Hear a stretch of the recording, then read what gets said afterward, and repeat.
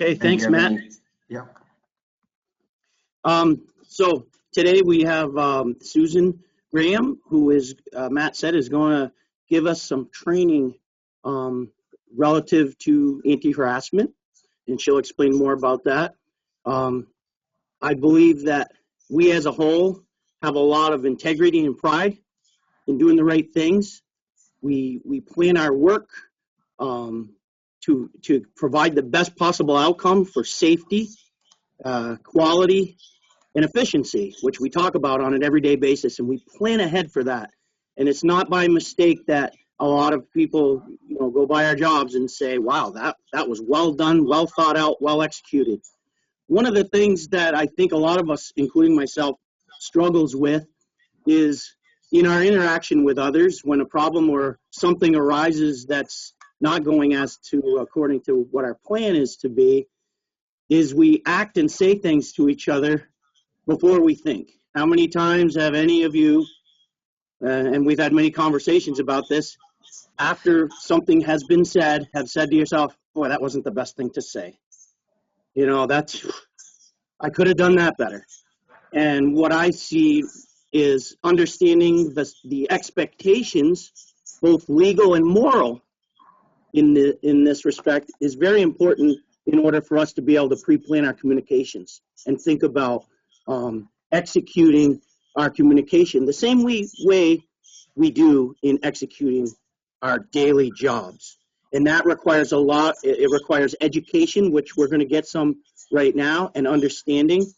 I think we have all the right stuff inside, but I think in order for us to discipline ourselves, starting out with this training is important for us to be able to be successful in that. So with that, I hope I kept it under 30 seconds. I want to pass it over to Susan and allow her to get her show going. Thank you, Susan. All right, thank you, Ben. So did everything that Ben just said. Good morning, everybody. Glad to be here so early on a Friday. Looking forward to a really nice weekend this weekend. So just to quickly go over, it's kind of reiterating what Ben just said, really what the goal is of talking to you these next couple of weeks. I really want to give you the know-how so that you're able to stop yourself and say, you know what, is this okay? Is this not okay? Behavior-wise, what I'm saying, and then to take that knowledge and actually apply it to when some of these situations pop up. So, the ultimate goal here is to have you working in a workplace that doesn't have harassing behavior going on. And it's more than just harassing behavior. It's behavior that's inappropriate or that maybe could be making other people feel uncomfortable, because it's all about respect, and it's all about accepting that other people have different perspectives than you do. And I always do this disclaimer because I'm not an employment attorney. I'm approaching this, of course, with some legal know-how, but I'm approaching it from a pure HR professional standpoint. So let's take a minute to go over what some of ECI's workplace policies are. There is a new handbook that's going to be coming out. I know that it's been being worked on these last couple of months. Most of it really isn't any different than what's in your current handbook, but I did look at the new handbook, and I wanted to just take a minute and go over some of the policies there that actually touch on workplace behavior.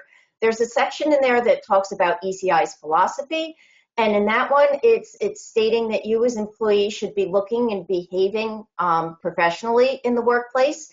And there's that word respect again. All workers should be treating each other and clients and the public with respect. It also touches on what's appropriate use of your computers and your company devices and your internet. And it very clearly states that any policies that we have in our handbook also apply not just to your face-to-face or your phone conversations with your coworkers, your clients. It also holds true when you're using all of our electronic equipment and when you're using our internet.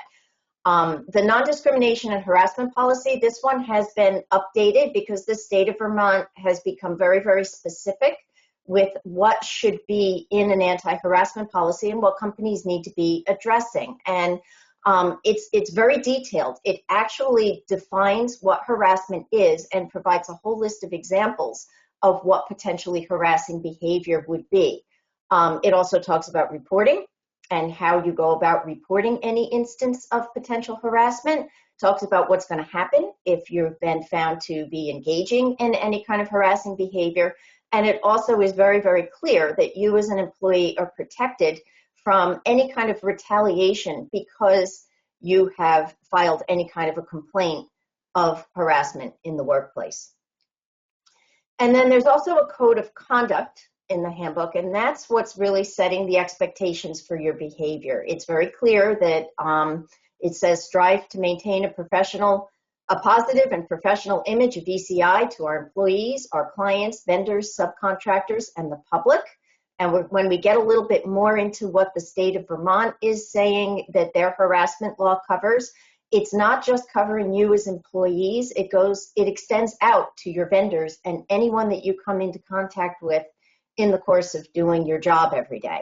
And the code of conduct is very clear about maintaining respectful behavior, whether you're at work, whether you're driving a company vehicle, anytime that you're representing the company, which would also include anytime that you're wearing the company logo, that you need to be following this code of conduct. So I'm sure when this handbook actually comes out, you'll be getting more in-depth review of it. So talking a little bit about what you as employees likely expect when you go into the workplace. You really expect that the people around you are going to be just plain doing the right thing. I think there's a certain trust among yourselves. You're expecting that you're going to be treating each other with respect. There's camaraderie. There's absolutely camaraderie in the workplace. I know since I've been working remotely since March, that is the one thing that I miss the most, is just getting together with people and joking around with them. And that's fine. That's a big component of your job. You're expecting that the leaders in your organization are actually going to be demonstrating leadership and that they're going to be modeling the behavior that they're expecting of you. And clear communication is really key. And I think that every employee expects that the people around them are going to be clearly communicating with them. Their supervisors are going to be clearly communicating with them as well. So if we talk a little bit about what's going on in the social climate nowadays, it's a little bit wild out there.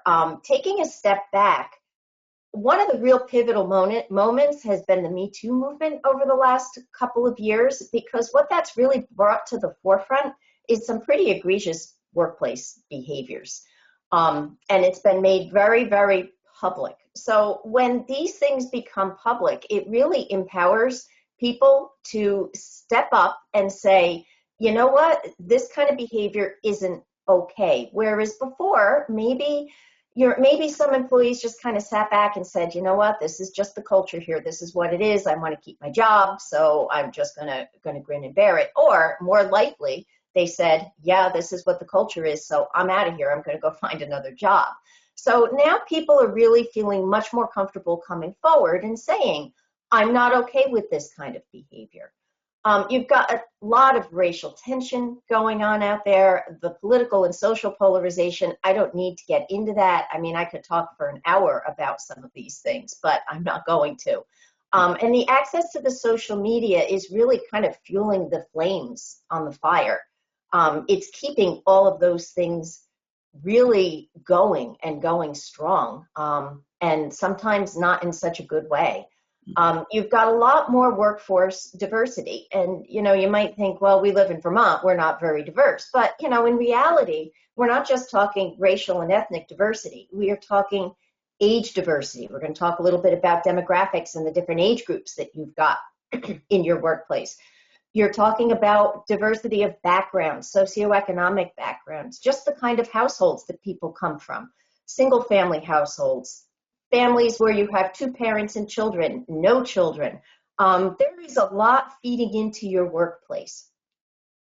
And there is a lot less tolerance for inappropriate behavior in the workplace when it comes to things like off-color jokes, bullying behavior. The workplace that I entered 35 years ago is a very, very different workplace than what you find now. Some of the things that went on in workplaces years ago would make your skin crawl now. And it's just not going on anymore, and it's just not tolerated. So, you know, what that means for you is that sometimes you have to take a step back if the workplace that you started out in whenever you started working has changed. You have to accept that change and say, you know what, it's different now, and I just need to go with it. There's also been a lot of legal changes that have gone on in a legal, from a legal perspective. Harassment laws have definitely evolved. They've become much more clear. They have been much more explicit in the kinds of punishments that happen if you are engaging in harassment. There's been a significant growth in employment-related claims, and those are claims where people either hire their own private attorney or claims that people file with either the state attorney general's office, which is what we have here in Vermont, who takes harassment complaints, or the EEOC, which is the federal organization that takes complaints. Significant growth in employment-related claims there. Again, here in Vermont and in a lot of other states, we've got the inclusion of vendors and interns and contractors into your anti-harassment laws. So basically anyone who you come in contact with in the workplace is now included in these anti-harassment laws. And there's been a lot of incorporation of employee education into harassment laws. Here in Vermont, employee education is not mandated, it's strongly recommended.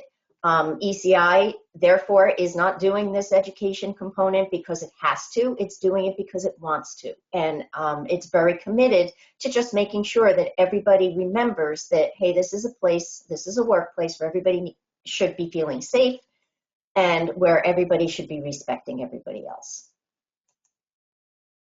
So I said we talk a little bit about diversity, and in your workplace, I'm seeing a big diversity in your demographics. So just going over in general these different categories, and again, I'm not looking to pigeonhole anybody into any one of these categories. We all know that it's just general terms that are out there. When I was growing up in the 60s and 70s, we called it the generation gap. Same idea, it's just been labeled differently. So if you take a look at the different age categories, baby boomers, everybody knows the baby boomers, they're your older workers, right? Everybody's heard that expression, okay, boomer. It's generally your 55 and older. A lot of them are starting to approach retirement age. They might be thinking about leaving the workforce.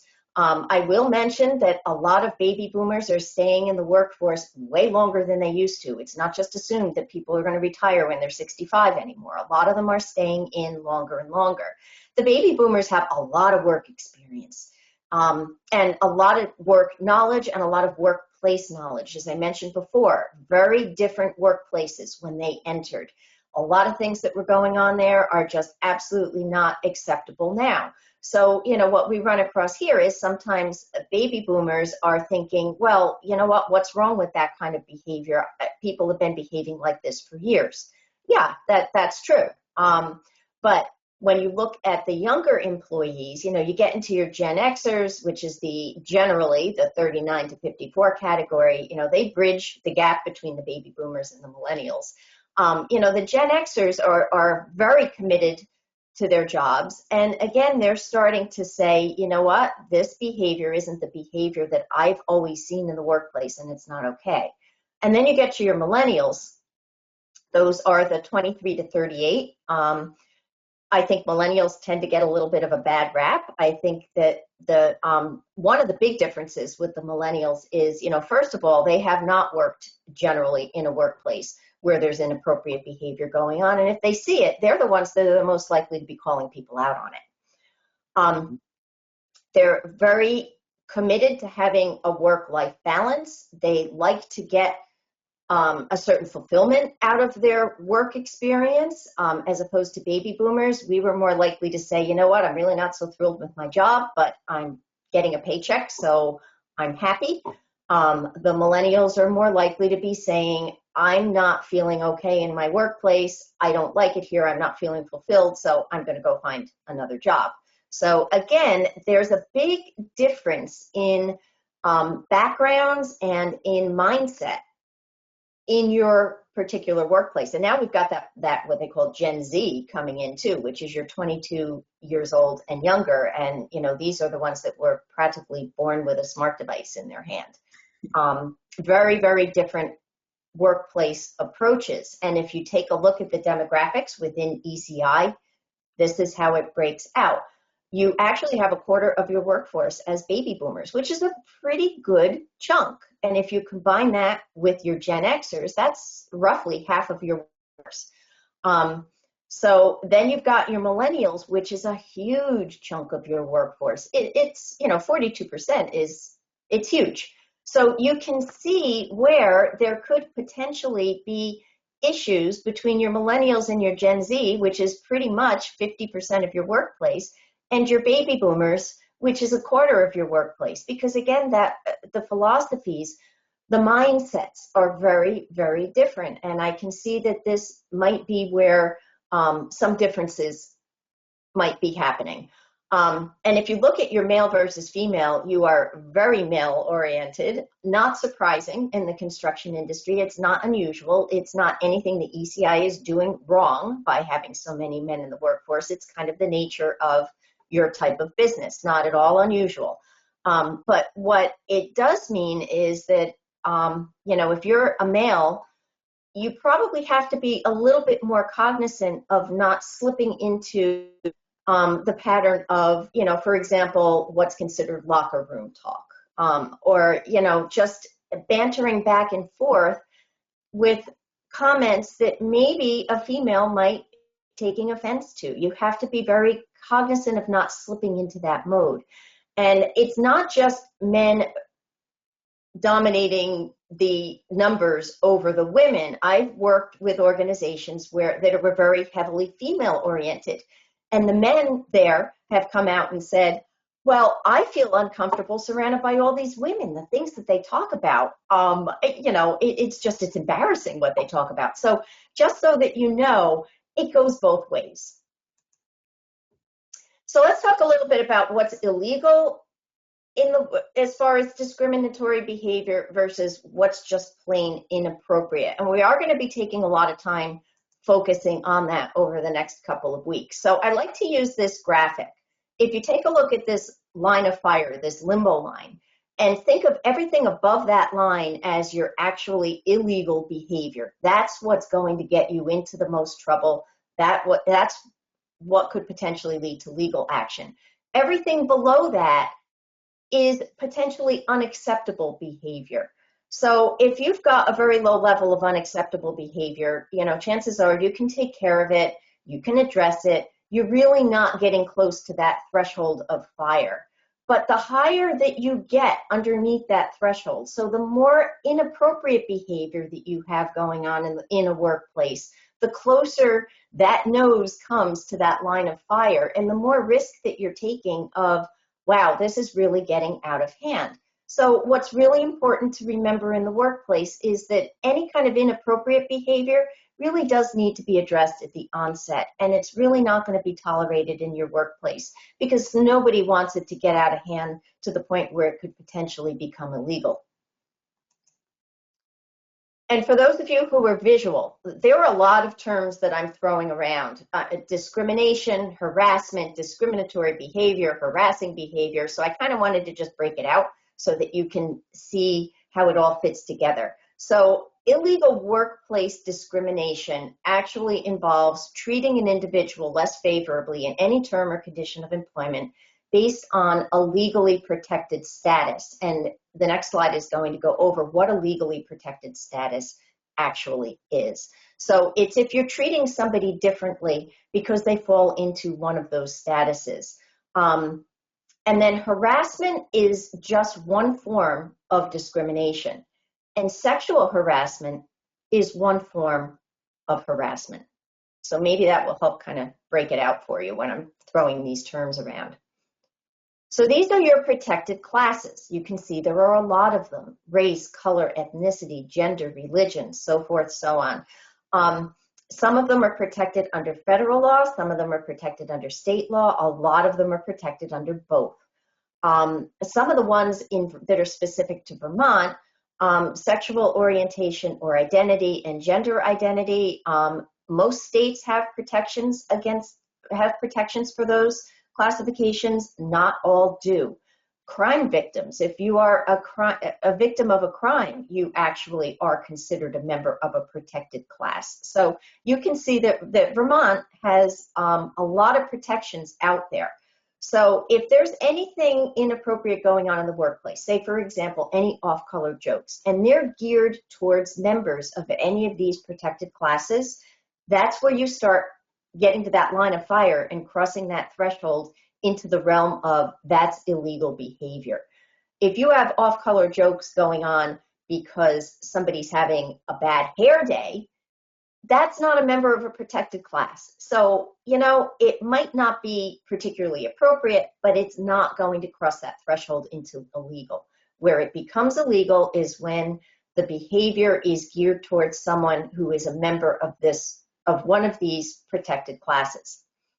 And I want to take just a minute to go over the disability protection. Again, I could be talking a whole training on just disability protections, but take a look at all of the things that are considered to potentially be disabilities, because a disability is considered a physical or mental impairment that substantially limits one or more major life activity.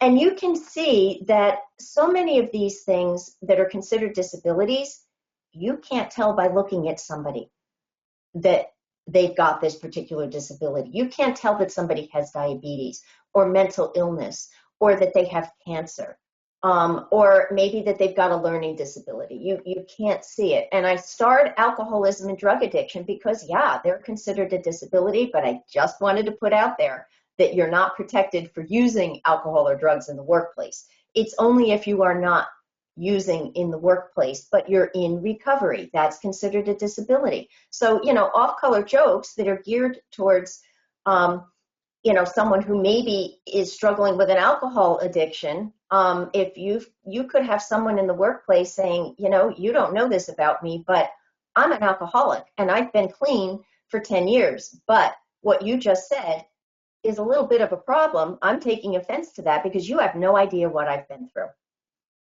All right. Thank you, Susan. Thank you for the intro. So I'm assuming everybody can see my screen.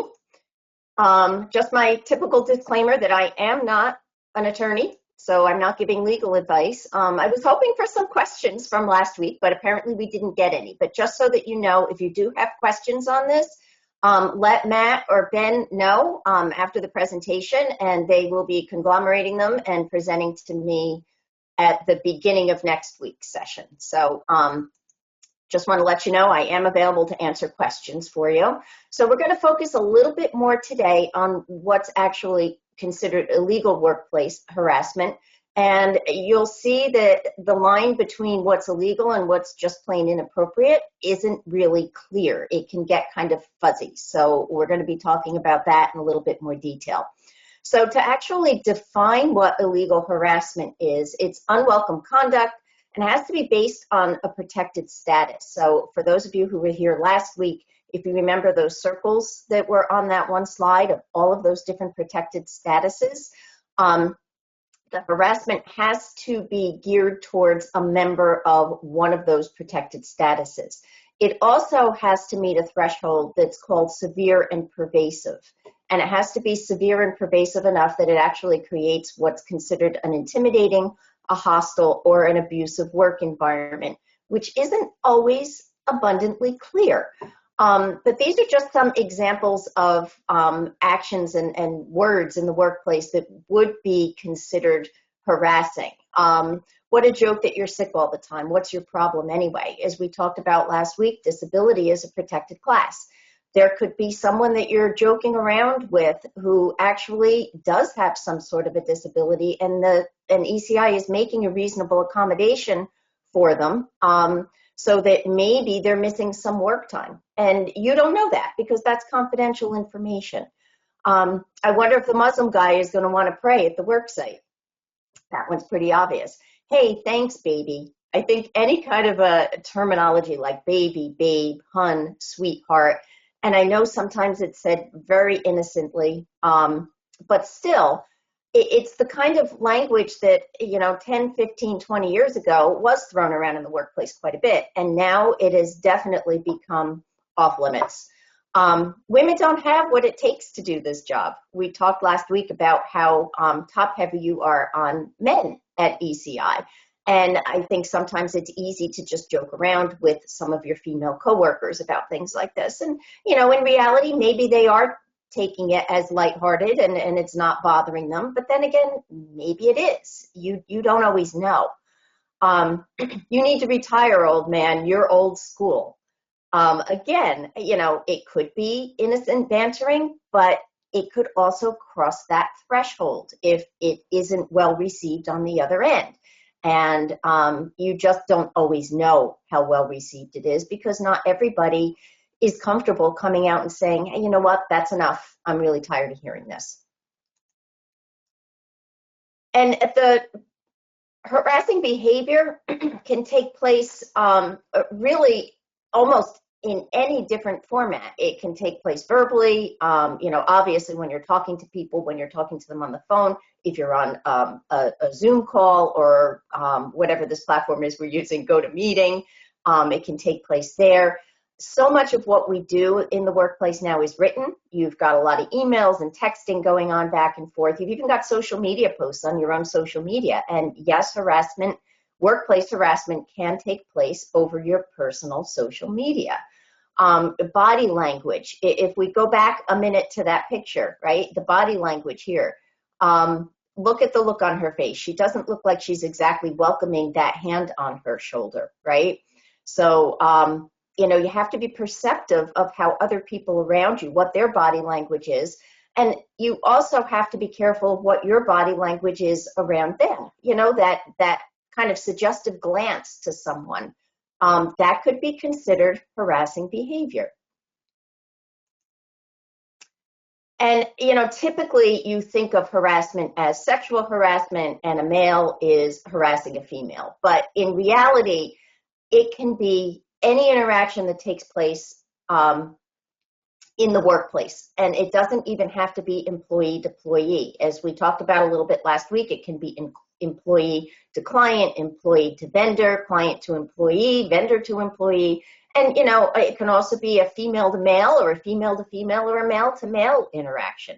So the most common is that you think of, again, is the sexual harassment, the male to female. But it can really be anybody who communicates in the workplace.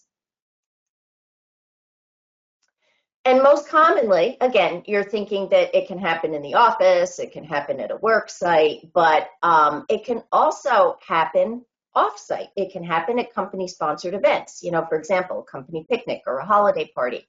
It can absolutely happen on your own time, off-site, at social gatherings. If it's between two employees and there's harassing behavior going on, it doesn't matter if it's happening on their own time and it's when people are gathering after work for a happy hour. It can happen, of course, while you're traveling for work. Surfing the web or viewing social media. Even if you're viewing social media on your own phone or you're looking at something on your own phone, if you're doing it in the workplace and it's something that's offensive and it's interfering with other people doing their work, then yeah, that is considered illegal workplace harassment. And of course, it can happen on any kind of an online portal nowadays, which is something that, it unbelievably does happen.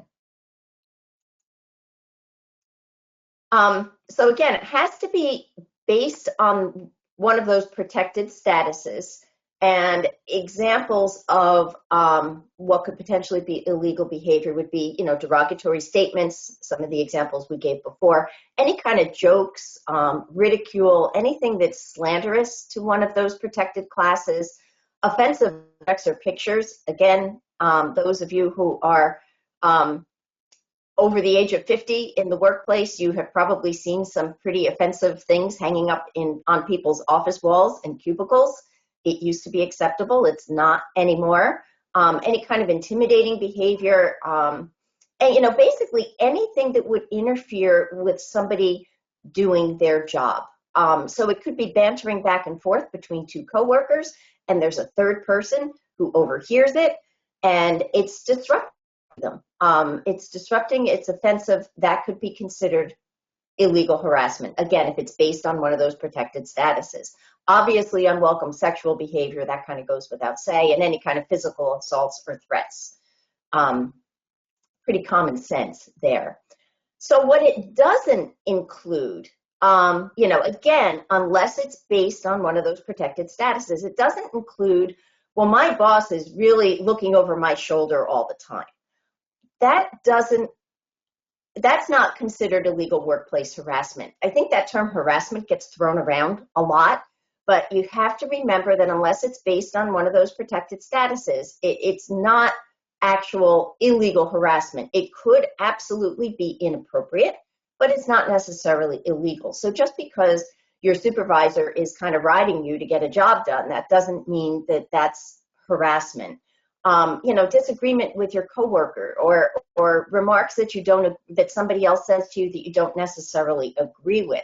That's not harassment. Somebody giving you some sort of negative feedback or criticism, again, not harassment, unless you are being singled out because you're a member of a protected class. So say, for example, you've got a supervisor who is only closely supervising those that in the workplace that are people of color.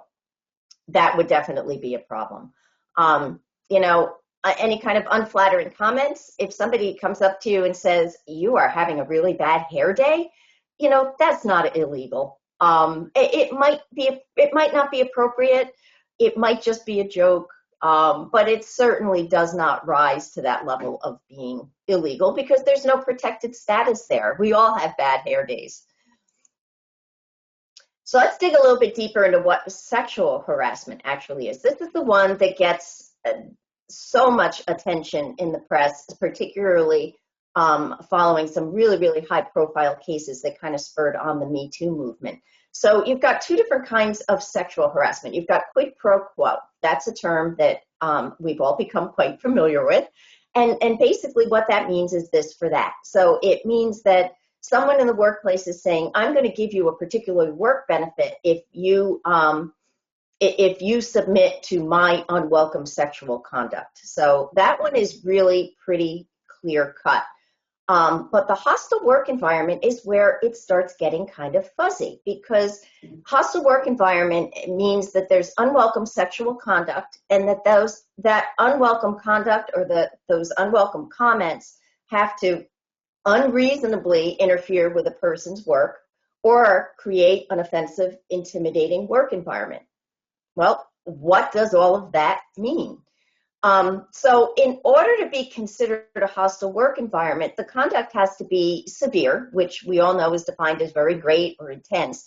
It also has to be pervasive. So it needs to really exist in the essence of the workplace. So you think that that's a pretty high standard, but then you go on to see what severe and pervasive means, and it has to be severe and pervasive enough that a reasonable person in the employee's position would have felt that it made the work environment hostile or abusive.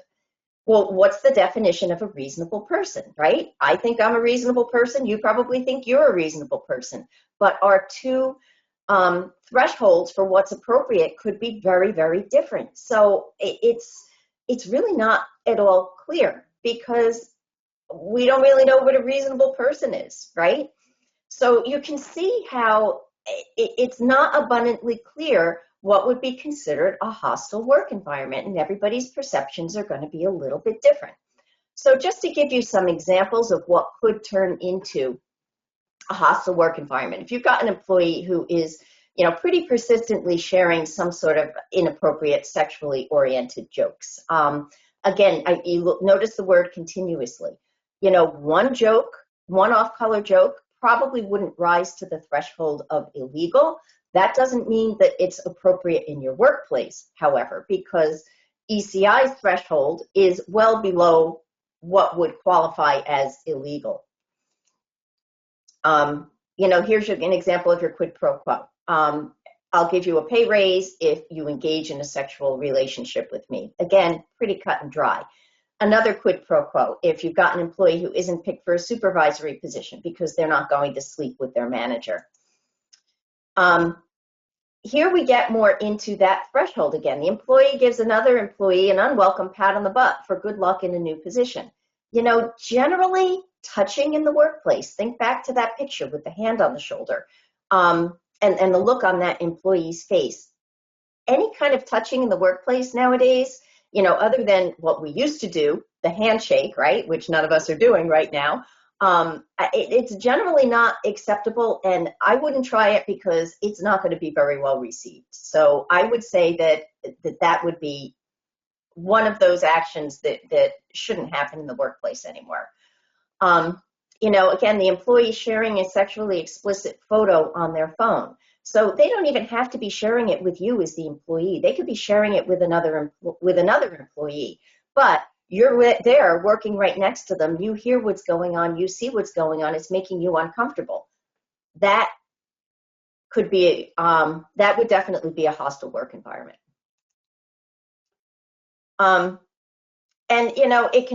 It doesn't need to be two employees. It can be an employee that works for a different company, but they happen to be there on your work site.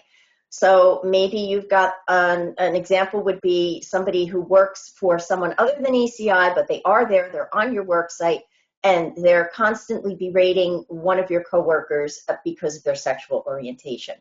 That would definitely be a hostile work environment, even though the person who is doing the harassing isn't an ECI employee. It's happening in the workplace.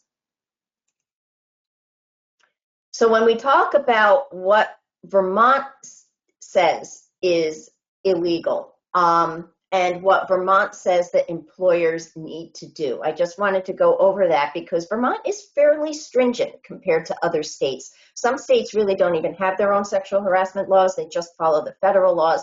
Vermont does take it a step further, and we are more stringent here. So Vermont says that all employers have to be distributing a policy statement prohibiting sexual harassment to new employees when they're hired. And it's in the ECI handbook.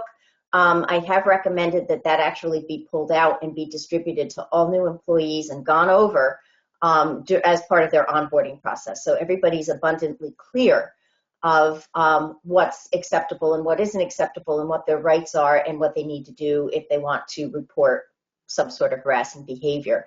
Vermont also says that you do have to give employees information on how to report internally and explain their external rights. And what that means is you'll see when your new policy comes out that it talks about this is who you go to if you have a complaint internally, but if for some reason you want to take it outside of the organization, it's perfectly within your rights. You always want to resolve things internally because usually that's the most effective way of getting things done, right? You talk to somebody, you work it through, you bring it to Ben or Matt's attention, it gets worked out internally. But you do have a right to go to the state attorney general's office or to the federal EEOC agency if you feel that the situation warrants it. Vermont says that employers have to ensure a timely and confidential investigation process. The confidentiality is within reason. So in other words, if you have a situation going on and you go to Matt and you say, I'm really feeling uncomfortable, I feel like I'm being harassed, but I don't want anybody to know about this. I want to keep it confidential. Reality is if it's happening to you, it's probably happening to other employees as well. And Vermont says that ECI as an employer is going to need to follow up on your complaint. And they're going to do everything that they can to keep it confidential, but they can't guarantee absolute confidentiality because things in the course of an investigation, information does get out. So it's not guaranteed, but they're going to do everything that they can to keep it confidential. Vermont also says that employers have to be committed to taking action against employees who engage in sexual harassment or supervisors that allow the behavior. So supervisors really can't just be turning their back and saying, oh, I don't think that really warrants my interaction here. I'm just going to look the other way and hope that it doesn't happen again. That's not okay. In the state of Vermont, supervisors cannot allow this behavior to continue. If they know about it, they need to be taking action. It also says that you need to, as part of your policy, prohibit retaliation against employees who report harassment or against employees who participate in investigation. So if you as an employee are ever asked to participate in investigation, to give information about what you might know about a particular workplace situation, you need to be, it's good to know that you are protected from any kind of retaliatory action in the workplace. And, you know, there's initial and annual training that's recommended by the state of Vermont, but it's not mandated. So ECI isn't doing these morning trainings because the state of Vermont says that they have to. They're doing it because they're really committed to making sure that everybody's workplace is free from that harassing behavior.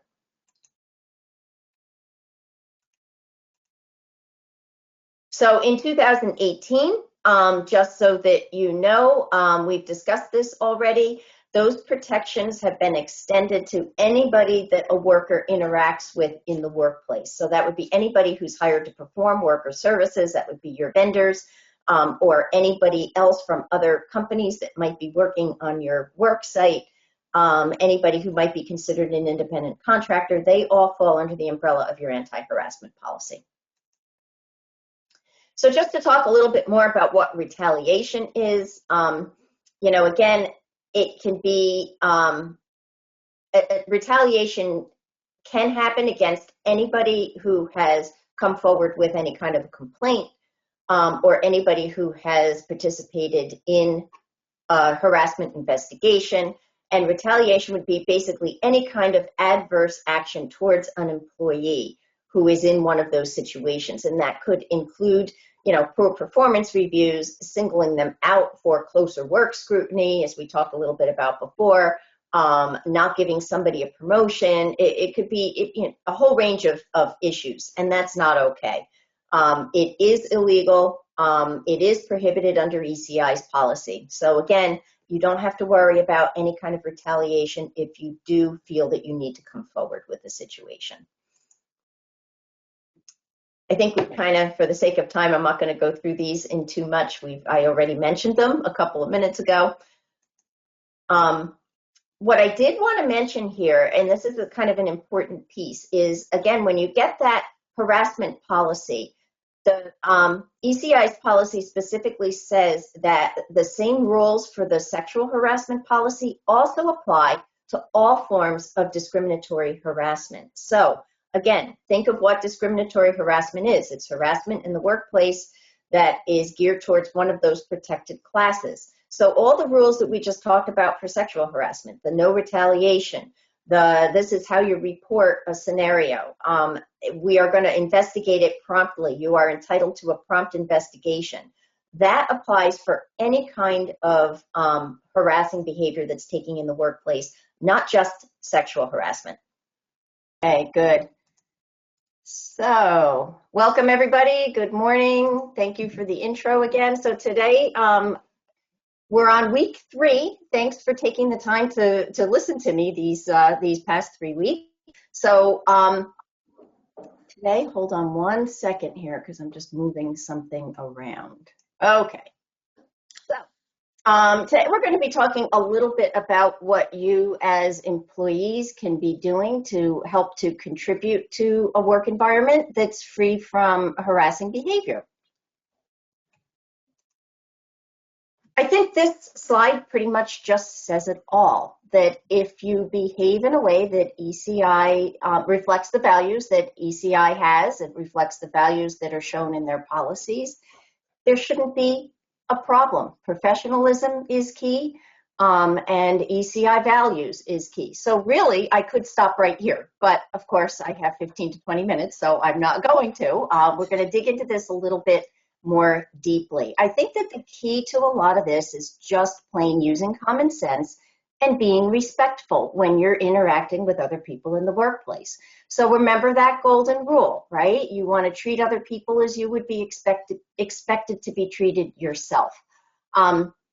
Here's that word respect again. Treat your coworkers with the respect that you would actually give to a client, right? If you're going to say something to a coworker, granted, you're going to know your coworkers better than you're going to know your clients, but think of your coworkers sometimes as clients, especially if they're coworkers that you don't know very well. They should absolutely be treated with the same level of respect. Keeping it professional, keeping it work related. Think before you speak. This is a big one. If you have a little voice in your head that's saying before you say something, oh, is this appropriate or isn't it appropriate? Chances are it's not appropriate. So if anything is making you feel uneasy before you say something, hold back and think about it before you say it. Chances are it's not something that you should be saying in the workplace. And you really can't assume that whatever you're saying in the workplace really is acceptable by other people, because some people are going to be more comfortable being forthcoming and saying, I really didn't appreciate the way you talked to me.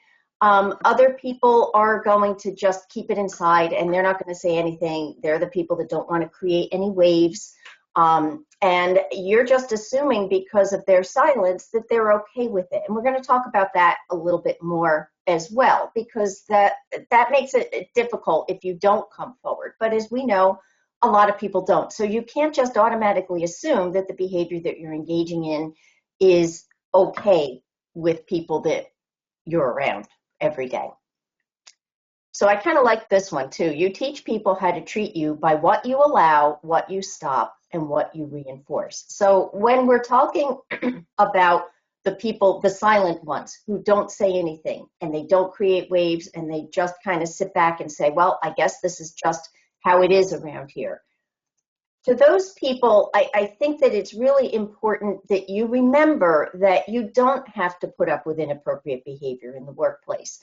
But it's also kind of incumbent on you to come forward and say that something's going on that you're not all right with.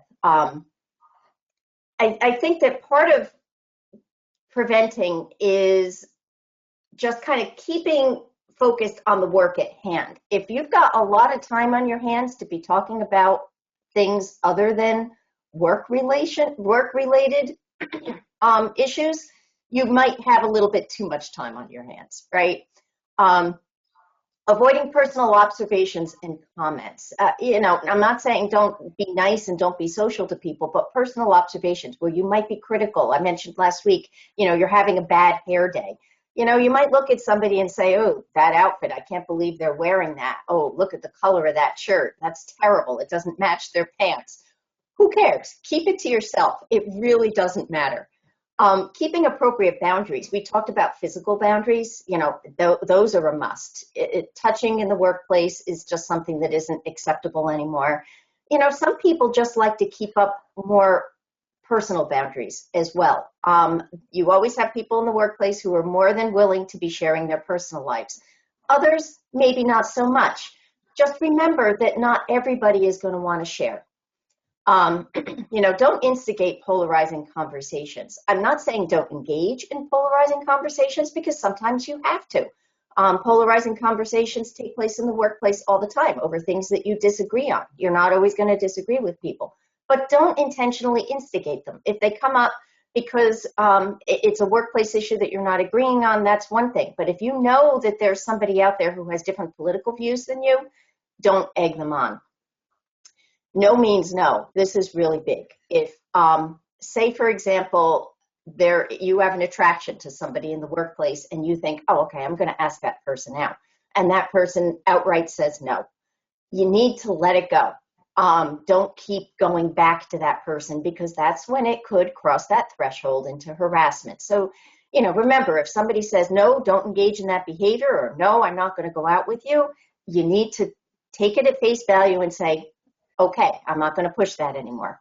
And again, don't touch anyone without their permission. That's the physical boundaries that we've talked quite a bit about. And I wanted to touch on, this is kind of a buzz phrase nowadays, diversity, equity, and inclusion. Here in the HR world, it's called DEI. But it is important, and it does kind of fit into the atmosphere that ECI really works hard to create, where your workforce is respecting that everybody in the workplace is different, and you've got respect for those differences. There is a lot of value in diversity, right? A lot of people talk about, oh, well, this employee, they're just not a very good culture fit. I think it's important, instead of thinking about, well, they just don't fit in, think about, what are they adding to your culture? Yeah, maybe they're different than most of the people that you have out there on your work site, but different only means that they're adding something, right? They don't all need to fit in, because with diversity comes more ideas. It comes broader thinking. So think on the terms of somebody adding to your culture as opposed to this person just doesn't fit. Treating everybody with that same level of respect. And it doesn't matter whether it's a coworker, it doesn't matter if it's a vendor, it doesn't matter if you're on a work site and it's somebody that's just walking by on the street. They deserve the same level of respect. And, I kind of like this phrase too. Diversity is when you are inviting somebody to the dance, right? Diversity is when you say, okay, we're going to have a diverse workforce, so we want to make sure that we have a lot of different age groups and different genders that are represented in our workforce. That's kind of different than actually going to a dance and being asked to dance, right? Because somebody who doesn't fit in, they can go to the dance, but they're going to be sitting off in a corner and nobody's going to be talking to them. So there's a difference between actually diversifying your workforce and having a lot of different factions out there on your work sites versus actually including them into your everyday work and your everyday interactions. So, it's important to remember that just because somebody in your workplace is different from you, it doesn't mean that you can push them aside. You should be interacting with them just as you would interact with anybody else in the workplace. So going back a little bit to the people who don't like to speak up. So if you've got something that's going on in the workplace and it's just making you feel a little bit uncomfortable, I think it's important to just trust your instincts. Kind of like I talked about your instincts telling you that something you're about to say isn't okay. If you're uncomfortable about a behavior that's going on in a workplace, chances are the behavior probably isn't okay either. So I do think it's important to, even though it can be difficult, to let your coworkers know when something's going on, somebody's engaging in some sort of offensive or inappropriate conduct. And that's important even if you're just a casual observer, right? You could have two people who are interacting with each other and they're telling off-color jokes and they have nothing to do with you, but you have to work next to it and you have to hear it and it's really bothering you. So I think it's important to, step up and say, this isn't what we're all about here. I'd really appreciate it if you stop. And you don't have to say it in a way that's being offensive to the people that you're talking to. You can say it nicely, but I think it's important to try to get that point across. But also know that if you're really not comfortable doing that, you have so many people within ECI that you can go to. You can go to Ben, you can go to Matt, you can go to one of the owners. You can go to whoever it is that's going to be doing your HR. Since Sue left, we're not really sure who that is, but you can go to your direct supervisor. I think, but it's important to go to somebody who is in a position to do something. If you're just talking to a coworker about it, hopefully that coworker is going to say, I really think that you need to talk to somebody else about this who can actually do something about it. And the same thing, if you ever get a coworker coming to you and griping about something that's going on in the workplace, encourage them to bring it up with somebody who is in a position to do something about it. So you've got a lot of different options if you really aren't comfortable stepping up and saying, hey, this isn't okay.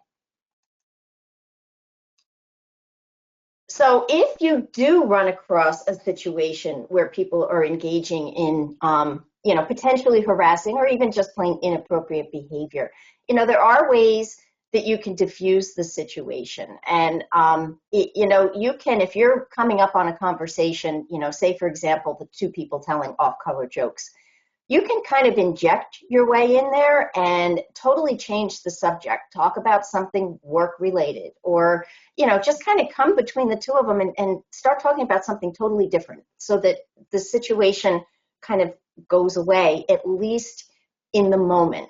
It doesn't mean that that means that this behavior isn't going to kick up again, because if it's happening once, it's probably happening a number of times that you don't even see. But it would at least alleviate the situation in the moment so that nobody else is overhearing what you have to overhear. If you hear somebody who is a target of some sort of harassing behavior, it would probably be appropriate to actually pull that person aside and say, I heard what he said to you, or I heard what she said to you, and it's not okay. And I really do think that you need to tell them that it's not okay. Or again, let's go to Ben or let's go to Matt and let them know what's going on, because this isn't all right. And again, I'll go back to saying, if you've heard it once, chances are other people have heard it as well, and it's going on way more than just that one time. So it is important to say something about it. If you're comfortable, you can always talk one-on-one with the person who's engaging in the offensive behavior and say, I heard that, and I'm sure it made so-and-so feel uncomfortable. So you know what? Knock it off. Again, you can go to your manager, you can go to HR. I also think this is just my own little tip, because my brain tends to be a sieve, and if I don't write things down, I don't remember. So, if you have an opportunity, just kind of write down what happened, the circumstances, so that you can remember it later on. Because if it's something that actually turns into an all-out investigation, you're going to be asked about it. And if you're not asked about it for a week, the world passes you by in a week, and an awful lot of things start cluttering your brain, and your memory really isn't that clear. So if you have an opportunity, just jot down, this happened when, this is what was said, and these are the circumstances. This is what happened. So that's just my own little helpful hint. So again, when it comes time to actually reporting it, and it's going to be in your harassment policy that you're going to get when that handbook comes out, that you have a lot of different options to go to. And again, under Vermont law, ECI is required to appropriately investigate these complaints. And just because you have reported it, you are now protected from any kind of retaliatory action. So you can feel 100% comfortable going to management if there's something going on that you feel needs to be addressed. So again, ECI is going to investigate a complaint. And according to your policy, here's kind of an outline of how a complaint process would happen. You would go to someone who was in a management position. You're going to tell them what happened. They're going to say, okay, we're going to need to do an investigation. One thing that I need to kind of say and make sure that it's up front is that ECI can't guarantee anonymity in this. They can't guarantee that this is going to be confidential. They're going to make every effort to keep it confidential. But we all know that, especially in a smaller organization, that people talk, word gets out. Hopefully, everybody's going to respect confidentiality with this. Your management team absolutely will. They are required to. But it doesn't mean that in the course of an investigation, people aren't going to put two and two together and figure out who it is. So there's never going to be a guarantee that everything is going to stay confidential. So if you are the person who's brought this forward, you will be advised of the outcome. That doesn't mean that you're going to be told all the details of this person. We interviewed this person, and this person, and this is what they said happened. No, they're just going to tell you, we've looked into it. We found that there's a possibility that some harassing behavior took place. We've taken action, and we don't expect that it's going to happen again. But if it does, you know where to find us. We need to know. If it's applicable, there will be disciplinary action against anybody who is found to have been engaging in harassing behavior. And as that's worded, up to and including termination of employment. So, it depends. There is no one size fits all. If it's something that, it was a one-off comment, the person who said it didn't realize that it would be taken the way it was taken, you're not going to lose your job over it. But if it's something that's really egregious, if you're sitting on your phone and you're looking at a porn site, you know what? That's a problem. You will probably lose your job over that. So again, and then the person who has brought the complaint is also going to be told that, we've taken actions to make sure that this harassing behavior is going to stop. They're not necessarily going to say, well, we've given this person a final warning or we've terminated somebody. No, they're just going to say we've taken appropriate action and we are making sure that this harassment is going to stop. So, and again, that retaliation piece, just remember you are protected from any kind of retaliation. And that goes for actually participating in an investigation as well. So if you at some point get a phone call from Ben and they say, okay, we need to meet with you, and they sit you down and they say, I need you to tell us what you remember about this day and what happened and what was said. That you don't have to think to yourself, I can't come out and say what I know because I'm really, really afraid that this is my boss you're talking about. Say, for example, they're doing an investigation on your supervisor. You might be a little hesitant to come out and say what you heard because you know it's going to get your supervisor in trouble. You are protected against retaliation. So we were going to originally be meeting again 2 weeks from now, but since my Thanksgiving travel plans have been canceled and I'm around on Wednesday, Matt has decided that we're going to wrap this up on Wednesday morning at 6:30 a.m. So that's when we're going to be going over some case studies. I'm really hoping that people are going to feel free to unmute themselves and talk a little bit about some of the live cases that I'm going to put up there. And the cases that I'm going to talk about are based in fact. I haven't just pulled them out of thin air. I've been doing HR for 35 years. I've seen a lot of things. So I'm going to use some live examples, and hopefully we're all going to be able to talk about the situations and learn a little bit from them. So that's it for today. Thank you, Susan. Okay. Yes, thank you, Susan. And You're welcome. the stuff that you went over today seems to be 90% of a lot of the problems that over my some odd years, even at ECI, that we struggle with every day, and it takes courage to do the right thing. The basis that we want to provide everyone is to have the right people that know what the right thing is, and then to help to encourage you guys and gals to do the right thing. It's a lot easier, but it does take a lot of courage initially, but it's a lot easier to take care of things in the moment. So a lot of this stuff, I think everyone that I know that I see is on this call today, I've dealt with at least once with something that you said today. So I appreciate it a lot. I think today was the essence of something that is going to be very helpful for everyone. So Thank you.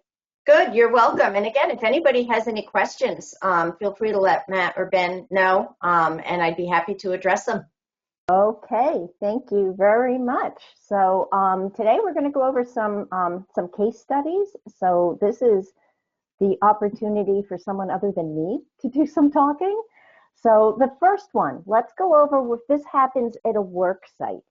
You've got a male employee and he says, I like to stand right here at 8 a.m. This really hot girl walks into the building next door around then and I like to have a good look. Male employee number 2 says, wow, it's almost 8. She should be coming any minute. Male employee number 1 said, there she is. And he looks right at her and he says, hey, babe, looking good today. So what do we think? Is this inappropriate behavior? Could it potentially rise to that level of harassment? And what should you be doing about it if you overhear a conversation like this and you see this happening?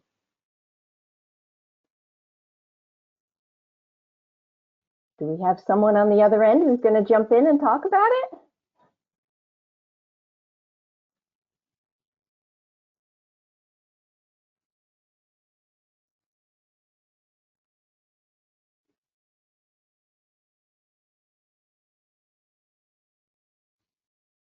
Okay, I'm not hearing anybody. Whoops.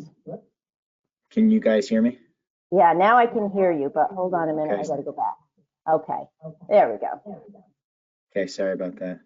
That's okay. Yeah, if I witnessed this, I would say, hey guys, you really need to be working right now and not doing whatever it is you're doing. But furthermore, you've got a code of conduct, and I think you've broken it. in 3 ways. We need to strive to maintain a positive and professional image of ECI to our employees and the public. We need to maintain respectful behavior, and we need to strive for restraint, discretion, and integrity. And you're not doing any of that, and it's inappropriate, and you need to get back to work and not do this again. Yeah, I think that's a good approach, and I love the diffusion piece where you do step in and you say, you know what, cut this out, instead of just saying, wow, I don't think that was the right thing to do. Let's just wait and see if it happens again, because he's talking about it happening. She comes in every day at about 8, right? So my guess is it's happening again. What would you think if that last piece didn't happen? If they were talking about this woman and they're watching her walk into work, but they don't actually say anything to her? What do you think? Do you think that's still potential harassment? I think it may depend on how it's perceived, and if she felt threatened or uncomfortable by it, I think it's inappropriate. But maybe it may or may not rise to the point of harassment if the third part doesn't occur. Yeah, and that's true. And the other piece to remember is that there are other employees there who could be overhearing this, who could be offended by it, and that's when you start getting into that hostile work environment.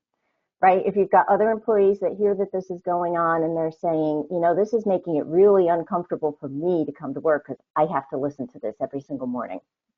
So, it could definitely rise to the level of harassment. Again, if this is the first day it's happened and it only happens once and it's addressed, probably not. But it looks to me like it's a little bit more habitual than that. So, okay, thank you. So the next one, this is an example of a conversation. And again, I've been in HR for 35 years. I don't pull these things out of thin air. You'd be amazed at what goes on out there in the workplace. So you've got a supervisor with a raised voice. And he, could be a she, is saying, I can't believe you didn't finish what I asked you to do this morning yet. And the employee says, sorry, I didn't think it was important. And I got busy with other things. And the supervisor starts yelling even louder and says, it's no excuse. I asked you to do it, so you should have done it. Don't you have any idea how to follow instructions? You're useless.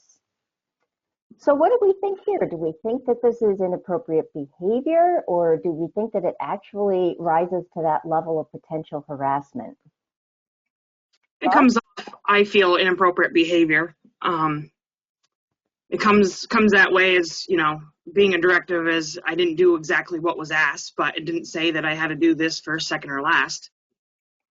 If it got off worse and was more verbal, it could be a potential harassment. Yeah, and if we think back to those protected classes, we don't really know if there's a protected class involved here. So if it's just one supervisor who's yelling at an employee, it's probably inappropriate, because I don't think that's a really appropriate work environment anyway, to have somebody raising their voice, even though sometimes, people lose their temper. But what we don't know in this situation is, what if that supervisor, for example, is a female, and the only employees that she ever raises her voice to are the males, right? Or maybe you've got someone who only raises their voice to their Black workers or their Hispanic workers. Then you start getting into, this could be a problem. I think regardless, under your policies, this is something that should definitely be addressed, because it really isn't the best way to be treating your employees. And it could potentially rise to that level of harassment depending on the circumstances.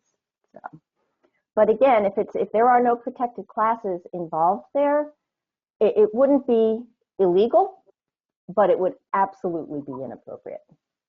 So, okay, good, thanks. Any other comments on any of these? Yeah, Susan, I think on this one here, it's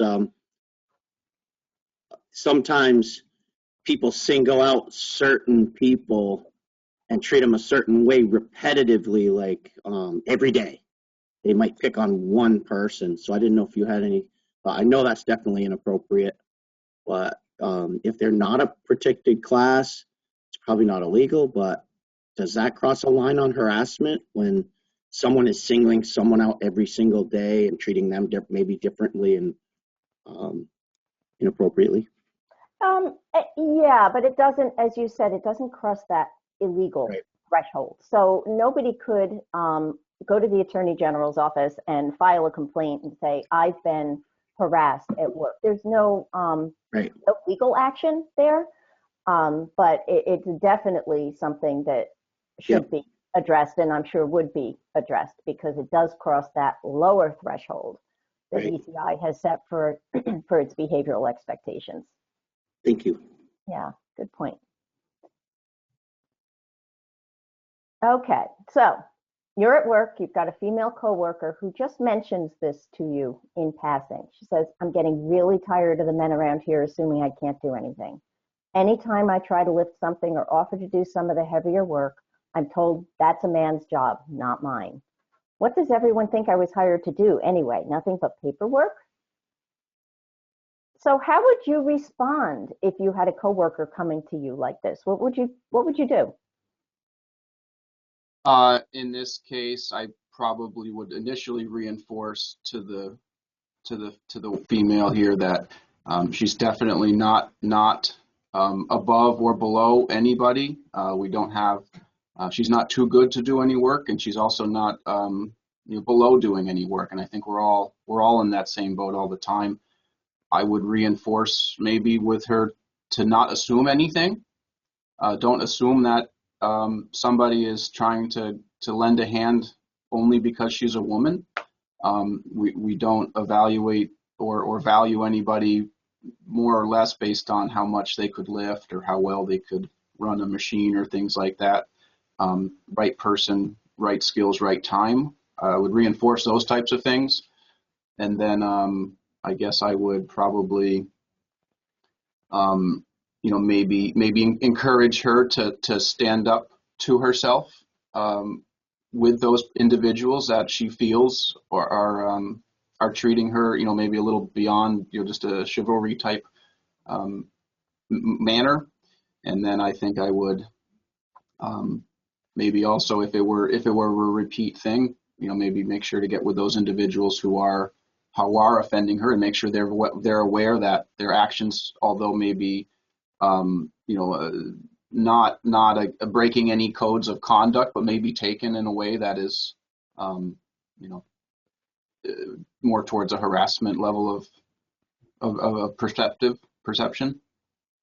Yeah, I think you hit on all the points that I would have made, and I love the way that you start out with saying that it's important to tell this female coworker, you can't assume that they're treating you like this just because you're a woman. They could be doing this for everybody. Just everybody pitches in, everybody lends a hand, and it could be her misinterpretation of what's really going on. And I do think it's important that she be encouraged to talk to her coworkers when these things come up, because could it be harassment?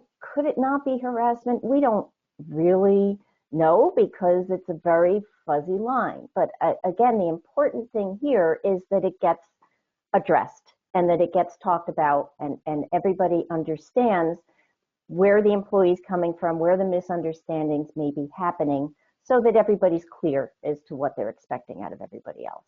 So, yeah, you nailed all my points. Good. Do we have any other questions or any other comments on this one? I got one. Okay. So I think also that the first thing to do is to express to that person that you're ready to listen and get yourself in listening mode before you defend a position of anybody. And I think that's pretty important for everybody. Definitely, because listening mode is so important, because you want to hear what's going on, and you want to get rid of any kind of unconscious bias that you might have too. Because maybe this is a female who in your mind is a complainer, right? She just complains all the time. So you hear it and you start thinking, oh, here we go again, right? It's important to clear that filter and listen to what she's really saying. Because that one time that you ignore it and write it off is the one time that somebody might really have a valid complaint. So that's a really good point too. Okay, any other comments, thoughts? Okay, since I can't see responses, I'm assuming that that's it. So again, this is what I've been talking about for the last 4 weeks. Your behavior should reflect the professionalism and the company's values and policies. So that pretty much wraps it up, folks. Do we have any questions about anything that we've talked about? Any comments?